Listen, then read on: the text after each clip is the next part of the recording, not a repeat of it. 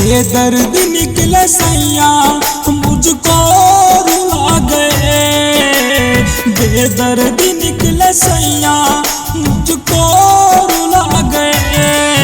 एकरा तू साथ रह कर मुझको भुला गए, एकरा तू साथ रह कर मुझको भुला गए।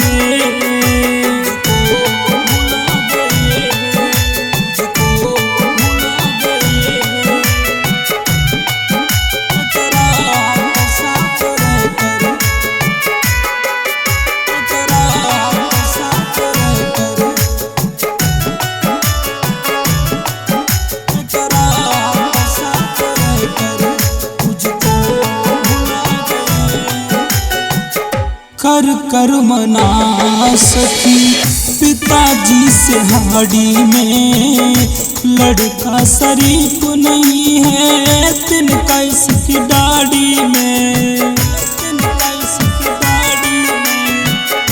कुछ भी न बोल पाई सखी हड़बड़ी में, भोरही पिया चले गए कमाने बिबाड़ी में।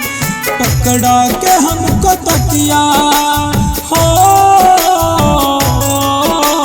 पकड़ा के हमको तकिया सजना सुला गए।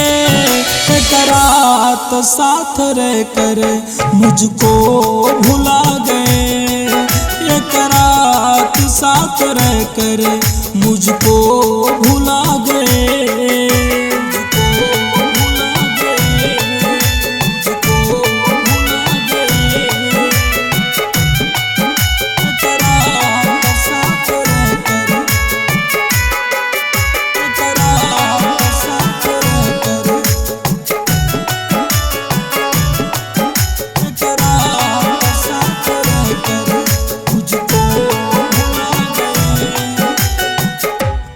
सिंह बागी सखी बड़ा बेदर्दी, छूट भी न पाई सखी लगी थी जो हरदी। कब तक चलेगी ऐसे अनुज गुंडा गर्दी, सौतन के प्यार में हद पार कर दी। पेरेंट मेरी जिंदगी में हो, पेरेंट मेरी जिंदगी में जहर घुला गए। एकरा तू साथ रह कर मुझको भुला गए, एकरा तू साथ रह कर सजना रुला गए।